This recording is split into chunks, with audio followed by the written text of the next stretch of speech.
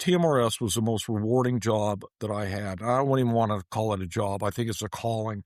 If you really like helping people and you like the public sector, public service, this is a great position to be there. And I don't want a job. It's more of a profession. I just think having a governmental relation person in an organization like that, it makes it easy to do GR work because it's such a healthy system and it's got a healthy culture and it's well regarded. It's incredible.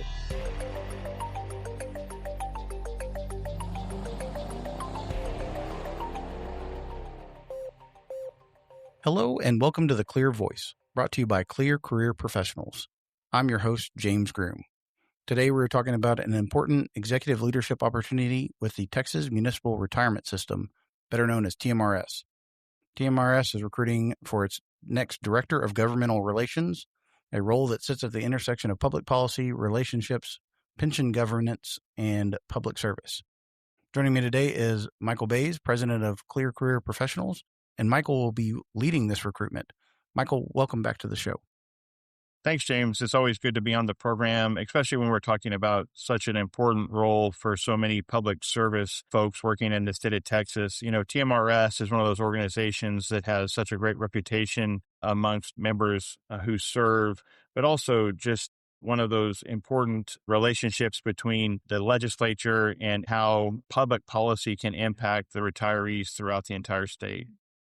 As a recruiter of this, how hard do you think it's going to be to find the right person that's going to fit into the culture of TMRS and wants to talk to politicians all the time? We're hoping to find somebody in this governmental relations director role that really loves building relationships.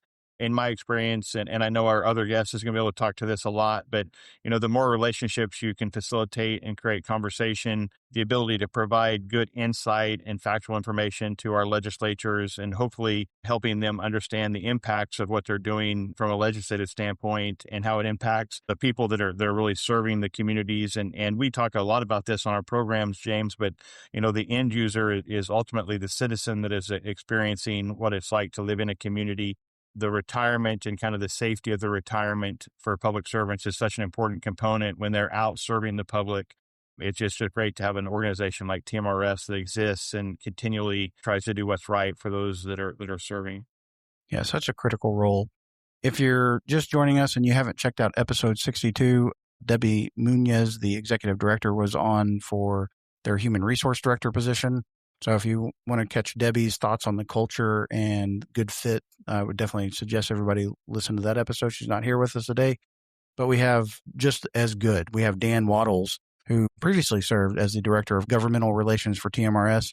Dan brings his experience in the role and can help candidates understand what the work really looks like, what makes it meaningful, and what it will take to make the next person successful. Dan, welcome to The Clear Voice. Well, thank you very much. I'm happy to be here. Dan, can you tell us a little bit about your background? How does one find themselves at TMRS for, I think you were there a long time and serving as the Director of Governmental Relations. How did you find your way there? That's a really good question. And I thought about that when I was retiring from TMRS. How did I get in a great position like I had? When I went to graduate school, I went to the LBJ School of Public Affairs, and my goal was to get to being a governmental relations director, either at the federal level or state level. And I ended up doing that. And for quite a few years, after leaving the LBJ school, the economy in Texas wasn't in good shape then. That was back in the late 80s. And I got recruited by the legislature in Wisconsin. Went up there for 2 to 3 years. They do have cold weather up there, which I found out. And I connected with some of my former classmates from the LBJ school that worked in state government, made my way back down here, and worked at the state in 2 different state agencies, actually 3 of them because one got abolished. I started my public sector career doing economic development, and I did the enterprise zone program for the state, and then also coordinated the federal enterprise zone program, which they administered. From there, I was handed the keys to being the governmental relations director of that agency when the governmental relations director got promoted. So that was my first adventure into doing that. I had been over at the Capitol testifying and doing things like that. That was back in the mid to late 90s. I left the Department of Commerce, went to the Department of Housing and Community Affairs for a couple years, and then a really good position to open up doing the legislative coordination at a legislative agency, the state auditor's office. And I was there for 10 years. And I reached in pension world where you want to get to is the ability to retire. And I hit the rule of 80. I love my job there so much doing the legislative relations, but the TMRS position opened up and it just kind of fell in my lap, and I hit it off with the executive director, and it was kind of the cherry on top of the cake. I hit it off with the ED at that time, 2010. Pension systems were being really criticized for a lot of them being underwater. So my predecessor ran a big bill. I ran a big bill the first session I was at TMRS. And today, TMRS is highly regarded as one of the most solid pension systems in the country. And it's for that hard work, but also the people that work there put in a lot of work to make that place a really good place to work. And it was a good job opportunity for me. And I ended up where I wanted to be when I was in grad school. It's an amazing story. And I wonder, from your perspective, there's a lot of people that do governmental relations and even in the private companies. How much better do you feel about, or maybe more motivated to come in and get to work for TMRS when you think about the, I think, 945 cities that they serve, 260,000 public servants? More importantly, the retirees like me and Michael that depend on our retirement check every month after serving our cities and our organizations. There's $47 billion in trust fund assets that you are trying to make sure that any legislation that's put forth doesn't harm the efforts for those retirees and those active members of TMRS. Well, certainly. If you want to just answer that question the same way I kind of answered the first one, I love working in the public sector. It's not for everybody. There are people making a lot of money being lobbyists at the Capitol, too. You have to buy into what you're doing. And I think my career, I really enjoyed helping people. In economic development, I traveled the state. I was working with cities and companies that were creating jobs for people.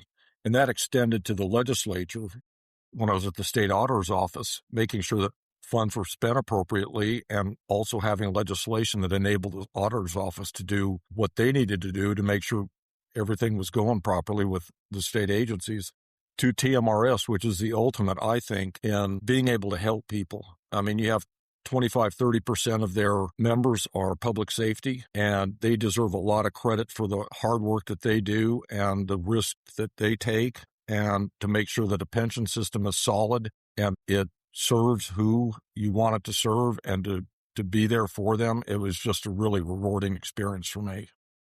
That why is always so important. Okay, for the listeners, I said earlier Debbie wasn't with us, but she managed to get here. Debbie, can you tell us why you were late? But welcome to the show.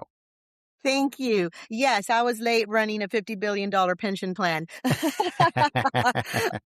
I'm happy to join you all. Dan, thank you for joining us. I'm very excited about this opportunity to hire a phenomenal person to come in and run our governmental relations department and to engage with our external stakeholders over at the Capitol and with all of our municipalities.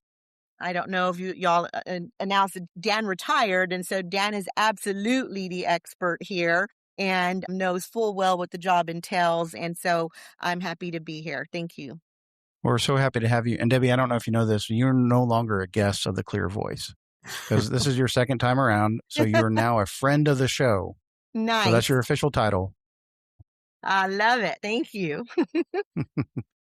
I know you were on, I think it was episode 62. So we already pointed people back to that episode so they can get a little bit about you, but they may not go back and listen to that. So tell us a little bit about your background, how you wound up at TMRS.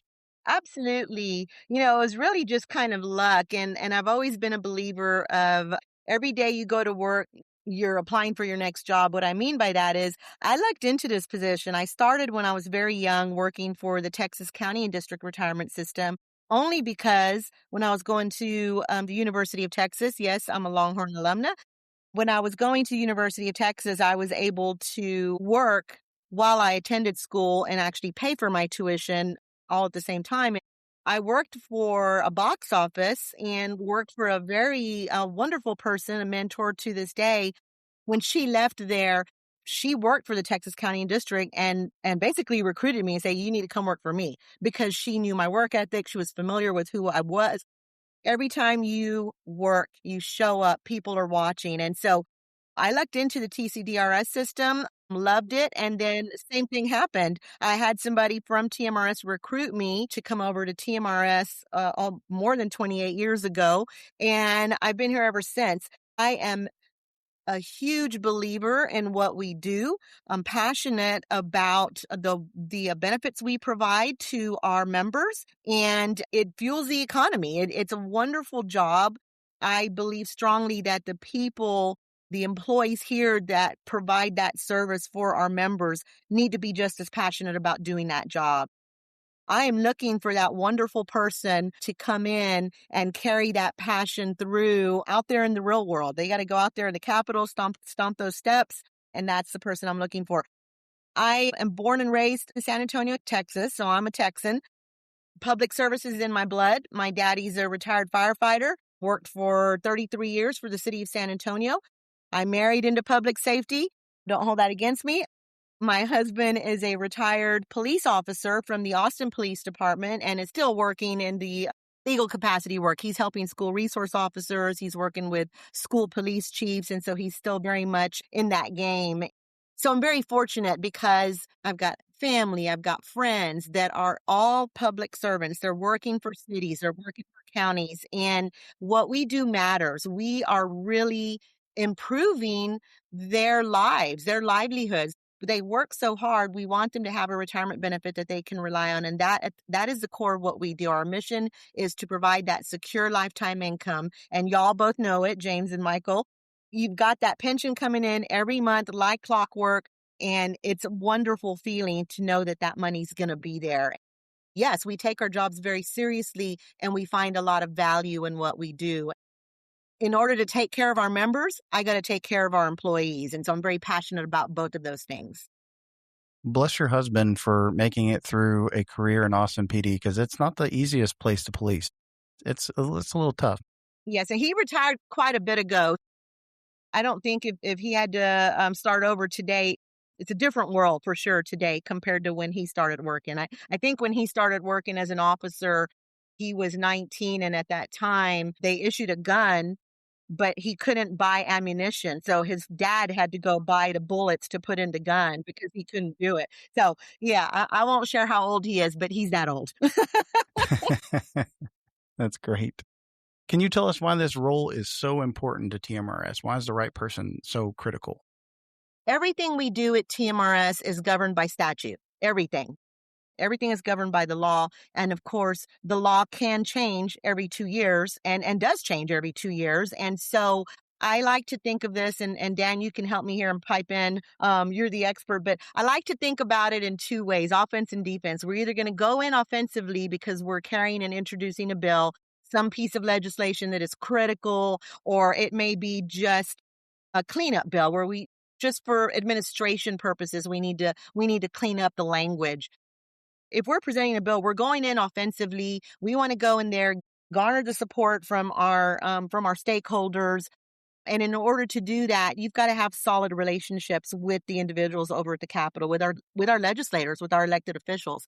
On the flip side of that, defensively, and I think that's mostly where we're at most of the time, is our statute and everything we do is solid. We have controls built in. We've got strong funding policies, the benefits we provide, the actuarial science that goes behind all of that, ensuring that we've got the funding to continue to pay benefits for generations to come.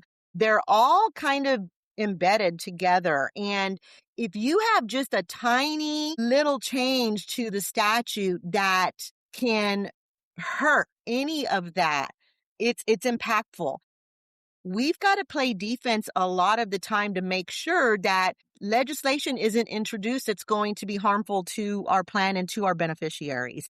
It is very critical that we have those relationships, and you've got to have those relationships ahead of time. You can't go in the month before legislation goes into effect and go, hey, I'm going to shake some hands and you need to know me now. It's a little too late. Those relationships are critical.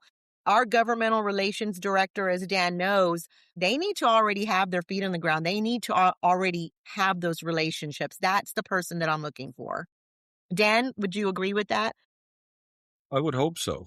I mean, the interesting thing about the Texas legislature, mentioned it earlier, meets every 2 years and for about 5.5 months. So it's really a rush to the finish as soon as it starts. And so most of the work is done during the interim period where, for example, with TMRS, they have a stakeholder group that meets, discusses topics assigned by the board, and comes up with any ideas or issues that can be addressed legislatively. But to do that, you have to have a process designed internally to get to the ending point so you can get a bill filed and get it in a position where you have good sponsors and that it's clear about what you were trying to do with that bill and to get it to the finish line during that 5.5 month period. The only way that can happen, too, is if that governmental relations director is trusted by the executive director and by the people of the legislature, and that when you go over there and you speak to them, they know that you're telling the truth, that you're not blowing smoke and just trying to get a bill through. And I think I have been lucky that the mission that we were on when I was there was, I thought it was so important because this system, the county district system, and the other two statewide systems were all under attack. There was an effort to make them into defined contribution plans.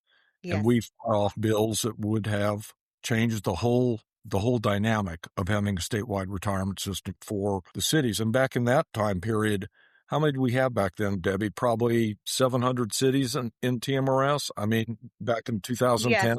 Yes. So you can see how this is growing, and that is the bread and butter of TMRS, is that you have new cities coming in because of the growth in Texas that feed into the system. It's just a wonderfully designed system that was back in 1948, believe it or not, and things change. You have to get terminology updated. I think we had a proposal just to get the word voucher changed to something else in the statute. It doesn't use that much anymore. There are big things that need to be done, small things, but above all, the right person needs to be trusted by the executive director, and that they have a good relationship and understand what the board wants to do. Everybody's on the same page. Dan, I'm assuming if you're building those relationships and doing what you need to do in your role, that the success looks like when TMRS is being discussed in the halls of the legislature, or even well before then, you're getting that call well before a bill's even started typing, that may affect TMRS. You're getting that heads up. Sometimes it pops up when the bill's filed and you go, where'd that come from? And it could be an idea just off the wall. You got to realize, would you say the funds now at Debbie, it's at $45-50 billion? It's right under 50 billion. In fact, we crossed over to the 50 billion mark for a period of 2 days and then came right back under it. So yeah, we're right at 50 billion. Well, I would say when anybody sees a $50 billion pot of money, they said, well, maybe I can get a little bit more, right? Exactly. I can get more in my pension. And if I just do this little tweak, nobody's going to get hurt. It's like throwing a rock in a pond. There are ripple effects that go through the whole system. And we had bills that were a bill that one session we had to get the bill passed. This was the critical bill for our system. And the only way we could get it through was to swallow another bill that was filed by some fairly powerful legislators. And it kind of rocked the system for 8 to 10 years, yes. Even longer than that, 12 years before we could get that corrected out of the system. And it's very important to be able to have those relationships where you can go to the speaker's office or the lieutenant governor's office or the chairman of the pensions committee and lay out why this is bad for the system. TMRS is unique in that you have a variety of options for each of the cities, and they want to have flexibility too. And some of those options you don't want to have in a pension system that people have been proposing. it will just crater the system. And we were able to, in most parts, fend that off. When I got there, we were right at about 70% funded, and 80% funded is kind of the imaginary line where anybody over 80 is probably fiscally and sound. But now TMRS is at 90, and, there aren't too many systems that are around the country that are 90% funded. Yep. We're slightly over 90% funded as of December 31st, 2025. I think we're at Nice. 90.3 or 90.4% funded. So I'll take that. Staff works very, very hard to achieve those results. And I think, Debbie, you would say the interesting thing that we learned from the actuaries, it's hard to sit and talk to an actuary sometimes, but the sense that they made to me was that because TMRS is growing, new cities coming in will always be just starting up, and you will never hit 100% funded in TMRS as long as it's growing. Yeah. As long as we're trending up, that's what I get. As long as we're trending upward, we're good. Yes. The trends. Yep, that's exactly right. Dan, talk a little bit. I'm sorry, James. I'm taking over. Talk a little bit about, because most of what we're doing, our offense or defense, all of the work we're doing is basically at the state level. Right? That's the majority of the job. But we do also have to have relationships at the federal level, because we occasionally will get some federal legislation that will impact us. We had a few years ago, we had to implement Pension Protection Act, specifically related to providing health and life insurance payments from a retiree's benefit should that public safety employee choose to do so. And that was something that, in fact, our own statute doesn't allow us to withhold money from the benefit payment. You can't come in and we're not in the business of paying bills. That was a difficult piece of legislation to deploy here in the system. We did it.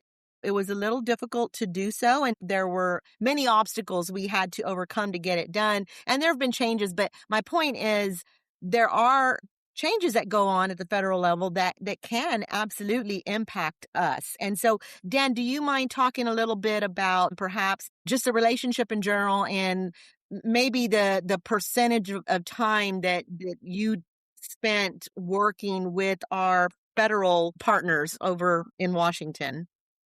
That's a really good point, Debbie, because, the ability of TMRS to function is based on the federal tax code. So in order to do what we need to do, we're obviously enabled by Texas statute, but to be a pension system, you're run by the federal tax code, essentially. So you have to have the contacts with the finance committee, appropriations committee, and there's a committee that deals with with pensions and everything else, to be able to have them understand that any proposal that's put forward can have a deep effect on TMRS. TMRS, being a cash balance plan, is different from the traditional defined benefit plans that a lot of the states have. And because of that, they may not understand the difference between the two systems, and something that they write as in a bill could seriously affect what TMRS can do and even operate effectively. We usually used our partners to help us with that, and the two federal associations, I think, in CPERS, the National Conference of State Employees, and the National Association of State Retirement Administrators, which is a governing body or association of all the state retirement systems, they will usually contact TMRS saying, hey, we need your help on this. Can you do some research and contact your legislators about this issue? And we join with other systems to come up with a plan, because you can't do it alone. Believe me, at the federal level, it is so tough. But we use those platforms, and we used to go up once every year and make some visits on the Hill to the legislators from Texas that we felt could help us deal with some of those issues should they come up. Right. If they didn't come up, fine. But you need to maintain those contacts. I mean, that Agreed. Was at a bare minimum. And I remember Debbie and I working together on a couple federal issues that was bills being run for 6-8 years, finally getting through up there. But we started early and were able to construct language that was good to us. Yes. And I think it's important that you have those relationships or that you're proactive about making sure our federal legislators know who we are so that when something comes up, hopefully they may not be living in our world every day, but them knowing who TMRS is and what we do, or at least having the contacts and knowing who to get in contact with matters. And so I envision that our governmental relations director it would be a plus if they had some relationships already formed over at the Capitol. Yeah, federal experience would be a plus. They Yes. worked on the Hill. Yep. Great. I can talk to my brother now because he worked on the Hill for 9 years, I think. That is a feature of this position that is also unique. But I did want to get back to the state level a little bit because TMRS does not get any state money. And because of that, it's a little bit different. You don't have to go through the appropriations process. You don't have to go over what we call begging for money, right? Mm-hmm. You go through and you have to testify and do your strategic plan and your legislative appropriations requests and all that. You don't have to do that. And I will tell you, if you worked at a state agency, that's a gift. Oh, yes. You can work on the legislation that is important and playing defense like Debbie talked about. You don't have to worry about the appropriations process and actually doing all that work. That's what I thought was the biggest plum to TMRS. But just the same, you don't need to be in somebody's face all the time over there asking for stuff. It's being very strategic about how you use the power of TMRS over there and the trust level that you create. All the legislators have priorities. It may not be TMRS, but when it is TMRS, you need to be able to let them know that. Good point. Yes. I'll relinquish control. Debbie, when I get to take a vacation, if Michael ever lets me, I'm going to see if you want to come be the guest host while I'm gone. Happy to do it. You may take my job, though, because you're so animated and expressive. I may be out of a job when I come back. We always said that when I worked there, that was Debbie, Yep. Yeah. I have a lot of energy, and I think if you ask employees here, that energy just kind of rubs off on them from me. A successful candidate here would be somebody that's got a lot of energy and can take that energy from me because I do have a lot of it, but it's positive energy mostly. Michael, when you're thinking about this role for applicants when they're applying, how important is it for them to connect not only their technical skills, their relationships that hopefully they already are bringing to the table with the mission that's behind TMRS? Yeah, I think it's going to be really important for them to have versatility in their career background and skill sets, and then be very adaptable once they're actually kind of serving in the role. I feel like people who can get into the position and then take change well, just as Dan was talking about, you certainly try to lay the foundation and have as much pre-planning and pre-relationship building as you can. But those things always pop up where there's a new bill that comes through, or maybe a relationship that you haven't had time to build yet that really becomes the most important relationship that you need to work on. Having that versatility to come in and just be impactful. And, James, I got to plug 540 leadership here for a second. But, when we're talking about presence, which is one of the key skill sets of leadership, I think Debbie, certainly has that. When we're talking about presence, it's how do you infuse your organization with the energy to let them carry forward, but more specifically, even, your presence when you're not in the room. That's really awesome that Debbie has that. Thank you. Thank you. Thank you for that. What is the culture that is at TMRS? What's the vibe if I started working there? The vibe here is that I prioritize organizational health. You have to have a healthy organization in order to be successful. And sometimes it's hard to measure. And so the vibe here is one of positivity, one that is inclusive. I want our employees to feel safe and empowered to do their jobs. And I think we've accomplished that in many ways. And that's an ongoing initiative. You can't just say one and done, we're done with this. You have to be intentional about the efforts you put into making sure that you're collaborating, that silos are really knocked down between departments so that when we do have legislation, if it's something that has to do with our actuarial funding, that we just don't have our actuaries looking at it. We also have our benefit administration people. Well, wait a minute, don't forget us. We're the ones submitting the payments every month. It's critical that our departments feel empowered and comfortable with one another to be able to share their opinions openly. Because when you have those silos, then you start to have gaps and you start to have cracks in the foundation, and you could potentially have, a system that runs into failures. And so that is so not our vibe. I do think we have inclusivity here. People in general want to be here. I think they enjoy it. We do many things to encourage networking here within the organization. For example, just this morning, we started doing this, and it's kind of a funny term, but we started these events called Dish with Debbie. I wanted a little networking break, whether it be in the morning or it be in the afternoon. Come in, have some coffee, take a 15-minute break, come say hello to, somebody that maybe you haven't seen in a month because you're consumed by your work and you're part of the business. And so we designed those so that people could take time off and say hello to other people in the organization. We're not that large of an organization, but believe me, we get so involved with our little individual pieces of the work we do that sometimes it's difficult to get up from your area and go walk around and say hello. We're intentional about those things. I think that is who we are. We operate like a family in many ways. We spend most of our waking hours with our colleagues here at the office. And so we do operate like a family. And like most families, you bicker sometimes. You love each other. But I like to say we work really, really hard, but we play hard as well. I'd like to think we trust one another and we're passionate about what we do, but we're also passionate about caring for one another. Thank you. Well, Dan, you've retired again from TMRS. Is Debbie really as nice as she seems on camera, or you can tell us the truth? He's speechless. You're breaking up, James. I didn't quite hear the question.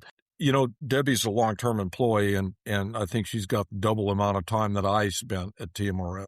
But Debbie is a gem, and to be in the position she's in now, she earned it, but she's the right person for the job at this time.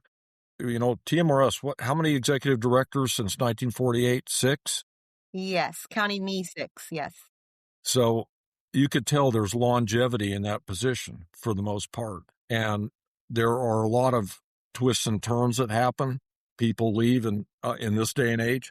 And I think it's testament to Debbie's personality and her commitment to TMRS that she is in the position she's in now. Because starting out where she did in the county district system and coming over and being able to lead that organization, I think is marvelous. And she is a very nice person.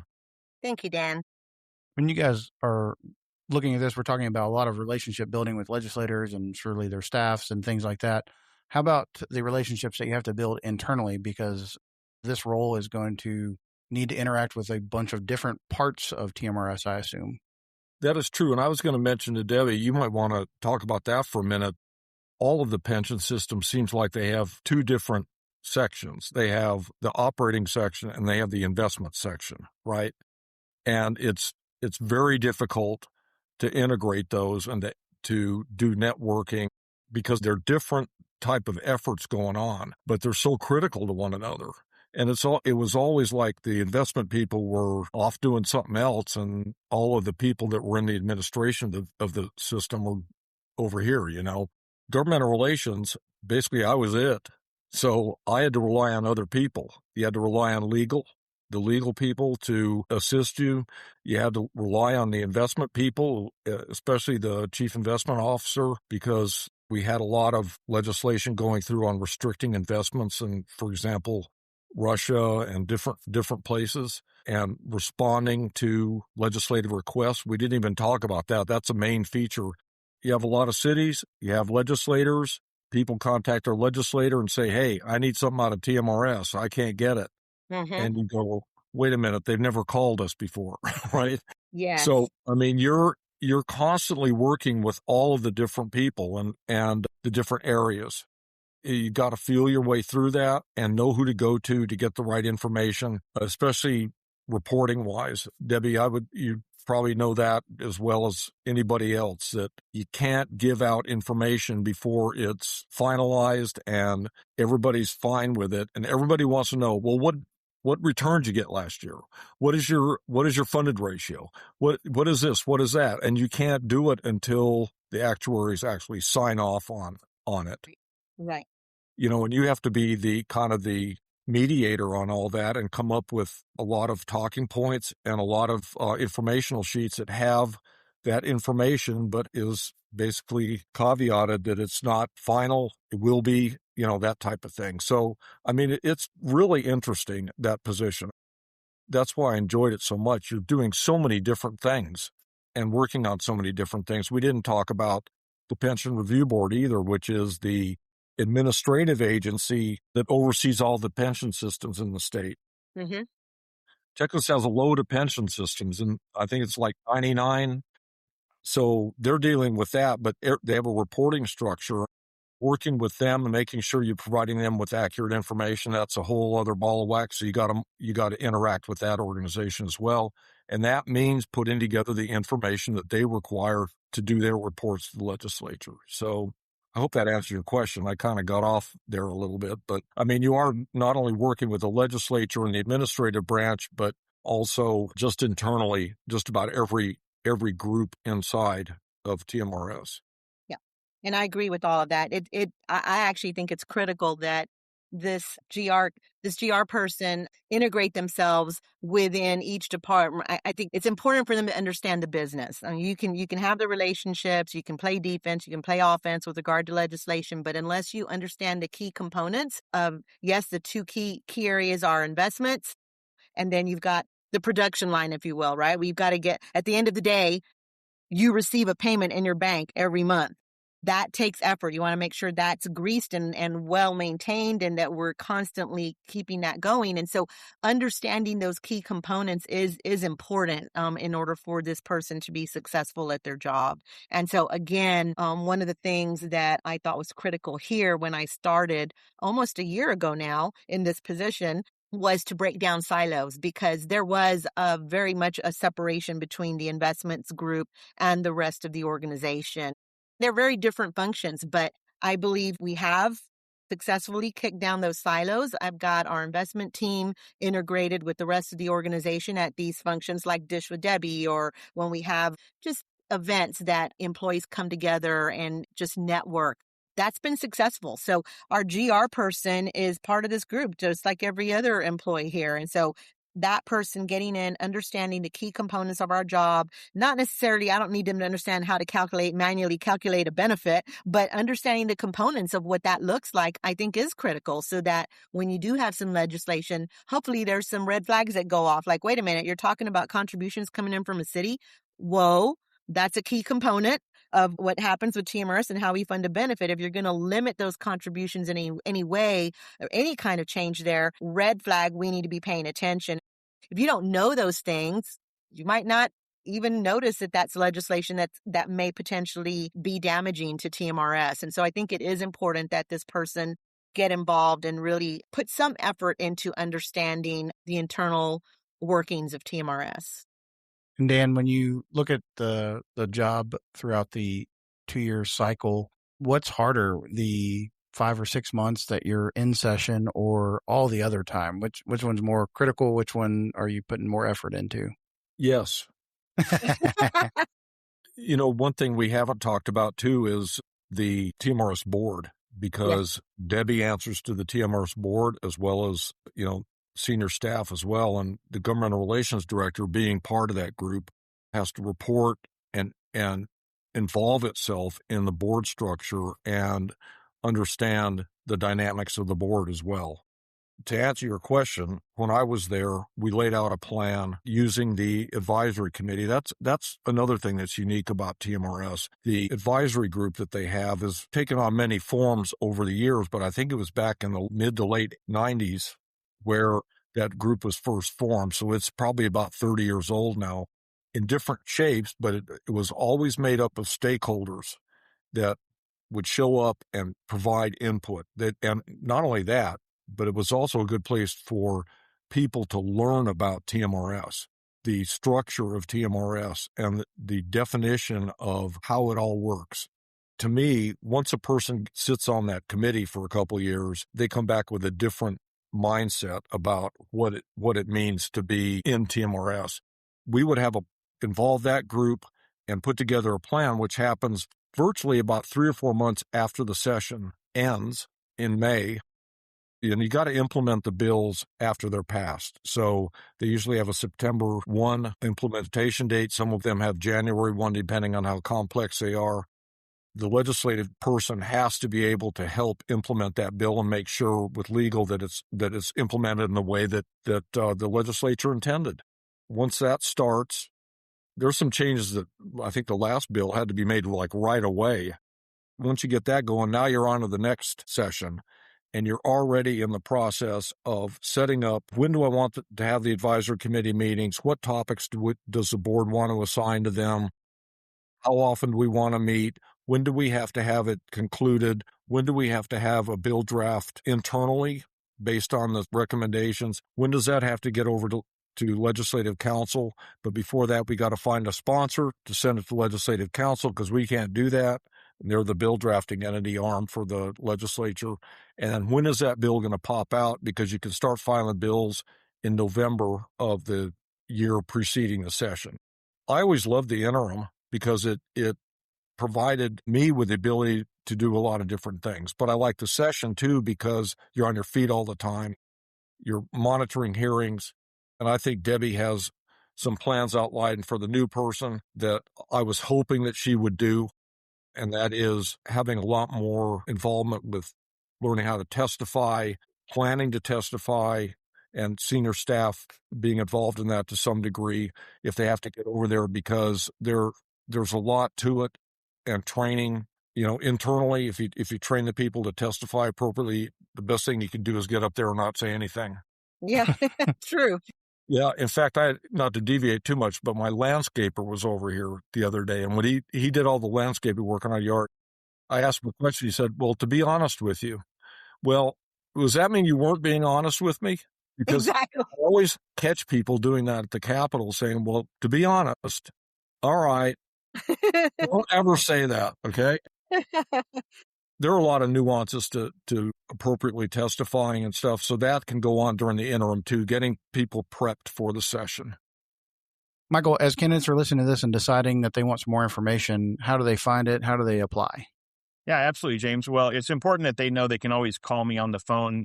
My number's on our website or on the position brochure. And so happy to have a more conversation with them and talk about the role and certainly get whatever information I don't have back through Debbie and make sure we're providing clear expectations and kind of what the process looks like. But more importantly, you can always apply through our website at www.clearcareerpro.com. Or if you just simply want to email your cover letter and resume to applytmrs@clearcareerpro.com, what'll happen is your information will come into our system and we'll send a confirmation email that lets you know you're for sure into our system and part of the applicant pool. We always want to talk a little bit about, we have a candidate relationships team that calls our candidates every week. So once you apply, within the week of applying, you'll be hearing from those folks and making sure that we're building the relationships with our candidates. The PositionCast that you're doing here today is certainly a great way for those candidates to, hear about the internal culture and kind of what the position expectations are going to be. So we're excited for this recruitment. I know we've had a really successful recruitment for the HR director that we're right in the middle of. TMRS is such an amazing organization. It's an honor to work with them. And we're really, really excited to see the end results of these recruitments and how they just help Debbie and the organization move forward. Thank you, Michael. We also, on TMRS's website, we have a link to your website and how to apply there. So people can see it on our website as well. And I presume that this podcast will be linked from your website as well. Yeah, we'll push out advertisement on Facebook and LinkedIn, and it'll go on the website itself, and it'll be on the job posting itself. It'll show up. So if you go to the job posting, it'll be there as well. We also put the short clips on every place, YouTube and all that kind of thing. We even have a TikTok because, we believe in connecting everybody wherever we can. I love it. I've worked in the public sector my whole career. In fact, Prior to that, I was in the Navy for 6 years. TMRS was the most rewarding job that I had. I don't even want to call it a job. I think it's a calling. If you really like helping people and you like the public sector, public service, this is a great position to be there. And I don't want a job. It's more of a profession. I just think having a governmental relation person in an organization like that, it makes it easy to do GR work because it's such a healthy system and it's got a healthy culture and it's well regarded. And you haven't even talked about the physical attributes of TMRS, the office building. I mean, it's incredible. Yeah, we definitely have not even talked about living in Austin. I think that's the same problem we ran into with the other PositionCast. Is it was kind of an aside, like, I mean, Austin's a little weird, but it is a beautiful city and has all kinds of things. So can you guys tell us a little bit about how amazing it is for somebody to be living down in our capital? Well, I think even just the office building itself, though, TMRS was in, Debbie knows more about that, and I'll probably let you talk about it, Debbie, because you're a better spokesperson for that. Oh, yes. Yeah. So a couple of things. And I work in Austin, but I actually live in Driftwood. Just a couple of things. The building itself, it's new and it's beautiful. We have artwork. We get compliments all the time we have money managers that will come in and visit and conduct business here. And they make comments about, this could be easily, I'm walking into a building that could be in New York. And so we get comments like that all the time. The building is equipped with smart rooms. So you walk into a room and Teams is automatically on. It's set up for little huddle rooms for employees to, walk in if they need to meet together or for whatever reason, they can do that. It's really a well-designed building and it's really a beautiful building. Location-wise, I think it's perfect. We're right off of 45th and Mopac. It's very easy to get to and from off of Mopac. For those of you that are familiar with Austin, Mopac is one of the highways that runs north-south, parallel to I-35. It is easy access. And so building's great. Speaking of the fact that I live in Driftwood, and Dan can attest to this too, we have many people that live in Austin, but many that live outside of Austin. The commute's not that terrible. For some people, it might be terrible. I like my commute. My commute's about 40 minutes, and I find that I prepare mentally on my way into the office, and then I de-escalate on my way home. So I think it's part of my well-being to be able to have that commute and that downtime in my vehicle. I actually don't let traffic stress me out too much. I find that as a benefit. We do have people that live close to the office and some that live away, and Austin's just got that vibe. You can do just about anything here in Austin. There's a young vibe here, lots of activities. It's a very vibrant, young lifestyle feel here in Austin, and there's always something to do. We've got artists here. We've got musicians here. I think we've got everything here. And I just think Austin's a great place to work. And so if we've got any folks that are looking to relocate to Austin, it's a good place. Mentioned too, James, that from a government relations angle, it isn't at the Capitol. A lot of the state agencies are right there down in the Capitol complex. Our old building was a 3-block walk from the Capitol. So there's a little bit of a logistical difference in this new building and what you have to do during the session, especially going and monitoring hearings. And you can always do that online now, but sometimes you don't catch the nuances unless you're there in person. During that time, you'd spend a lot of time down there, but you make adjustments about that, about parking and things like that. But it's not horrid, believe me. Thank goodness we have Uber and Lyft these days, but I was able to jump into a Waymo vehicle twice now, and it was to go to the Capitol. So it was a good experience. Some people are a little afraid of it, but I thought it was fantastic. So vehicle was clean, didn't have to talk to anybody. It was on time. It was great. Well, I would also mention too that, TMRS is not a state agency in certain contexts. It is a quasi-governmental entity considered as a state agency in certain purposes because it's enabled by state statute. When I was there was make sure that certain people in the organization had ID cards to get into the Capitol. Doing that, they can bypass the security that they have at the Capitol entrances, which is really necessary during the session because you will hit bottlenecks. People are down there. It's a great tourism attraction going in the Capitol. Going in for a hearing, trying to get there. I remember one session that our board members were going in to meet with the chairman of the committee and couldn't get in. And they ended up, because we had a bill, and they ended up missing the meeting because of the line of people waiting to get in. Yeah. Whether you're standing in line waiting for security or commuting to the Capitol or commuting home, you can always pop on the Clear Voice and, that'll keep you occupied for a little while. Yes. I've got one more question before we wrap up. I'm interested in, do you guys think that somebody that has related experience that's not public sector, if they're really feeling like maybe they're making money, but they want to actually do something more, they want to contribute to the betterment of society and the retirees and the members of TMRS, do you think they can make the transition with those skills?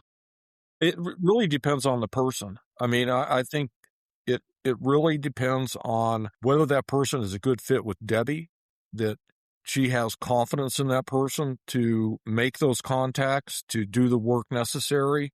There's no playbook for doing government relations at the Capitol. There are techniques and, people can talk to you about it, but you kind of got to find your own way. And TMRS, the structure of it, like we talked about, is different from other agencies, from the teachers' pension system and the state employees. It's different. You don't have the same types of requirements and work that you have to do during the session. You have to build those relationships around that. You could find somebody.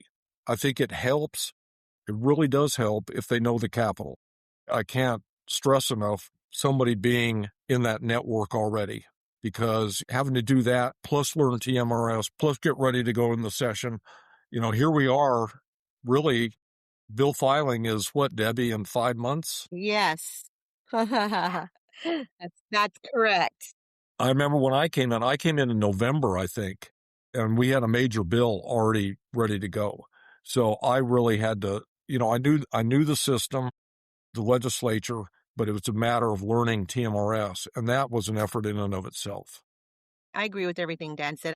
You don't have to come from the public sector to have great contacts and have the skill set to maintain those contacts and to build new contacts. I think that's a skill set we're looking for, but it definitely is a plus if you've got those relationships and that experience over at the Capitol already. In addition to, if you're somewhat knowledgeable of TMRS, that's a plus as well. You come in the door already 2 steps ahead of everybody else. And I would also say too, Debbie, my predecessor was there. He was only there about 4 or 5 years, which I think from a commitment standpoint, you want somebody that's going to be there at least 4 or 5 years, maybe longer. Yes. Because it takes so long to learn the system and learn how it operates. And once you get in there, you like it so much. I mean, my time I swear it's kind of like raising a kid. Day to day, it's kind of slow, but you look up and wait, I've been here 10 years? Try 28. Sorry to blow that up for you. I was trying to keep track mentally while Dan was talking between the legislator, the internal partners, the external stakeholders. I think you need to know and be friends and partnership and build a relationship with about 1,000 people at the minimum. So I will not be applying, Debbie. Don't look for my application. But for the right person, I think it sounds like an amazing opportunity. Dan, can you give us final thoughts, anything that we missed, or any advice to any applicants? When I applied, I think I mentioned this to Debbie, that there were 220 applicants. That was before, there were a lot of search firms, and LinkedIn didn't exist then and all that stuff. Was the internet around then? Maybe. But things have changed, and there were a lot of people that applied that, whether they're qualified or not. I didn't even know about TMRS when it first popped in my lap. And I went and met with Ray Spivey, who was the governmental relations person for the teacher system, who used to be the one for TMRS. Talked to him about it, and I just was very intrigued because I didn't even know about it. It was such a quiet system. We were just kind of plugging along, and now the changes that have happened in 20 years, I mean, to be where it is right now is just all that work that we put in has come to fruition, and it's just really a fantastic place. If I was in the same position again, I'd feel really lucky getting a job like that, a position like that. I just hope somebody stays long. I think they'll find it really rewarding. When you put all that effort in for relationships, I think that makes it, you're already doing all the hard work. You might as well stick around. Believe me, you've got 950 cities behind you. I mean, nothing better than that. Debbie, as always, I want to give you the final word. What do you have to say to the potential applicants? I would just say if you want to impact lives, literally over 270,000 of them across this great state of Texas, if you want to be responsible for impacting the economy that we fuel, because I do believe we fueled the Texas economy with the benefits that get paid out. Yes, taxpayer funds are used to pay employee salaries and wages and the contributions coming into TMRS, but we turn that money around and pay those benefits. And most of our retirees live right there where they work. That dollar is just recirculated within the Texas economy. So if you want to be that person that has a value add to what we're doing in this state, this is the place for you. If you want to work for an organization where you feel empowered to do your job and where you have the freedom to act and where you feel valued, this is the place for you. That's really it. Yeah, I've been here 28 years. That's somewhat unrealistic these days. I don't think anybody stays anywhere for 28 years, but you really build relationships internally here at TMRS. And I'd like to say that most people, when they come here, they tend to stay. And so it'd be great if the next candidate is not just looking to come in and make a few contacts and then move on. I think this is more of a long-term position. It's a lifestyle that's kind of embedded in you once you're here, and you know that the work you do matters. And that's who we're looking for. I'm not looking for a bureaucrat. I don't want somebody who's going to sit in their office and close a door and not shake hands, either here at TMRS with employees or at the Capitol as well. I need somebody who's engaged, who likes people, who enjoys the work they do. And if that's you, come on, we're ready to visit with you, and I encourage you to do so. Thank you, Debbie and Dan, for sharing your insight into the role. Debbie, thank you and TMRS for entrusting us with this vital recruitment for you guys. We really appreciate partnering with you all. Also, on a personal note, thank you for making sure that all of our retirement checks show up on time. We certainly are thankful for that. Michael, thank you for jumping on and what you do for public sector organizations across Texas and beyond. If you're interested in the Director of Governmental Relations position with TMRS, visit clearcareerpro.com under our Current Opportunities tab. We'd also encourage you to listen to episode 62 of The Clear Voice, also featuring Debbie, for more insight into TMRS's leadership, culture, and vision. Thank you to the listeners for being with us and what you do each day in your communities. Make sure to follow Clear Career Professionals on LinkedIn. Like and subscribe to The Clear Voice so you do not miss anything. And we will catch you next time.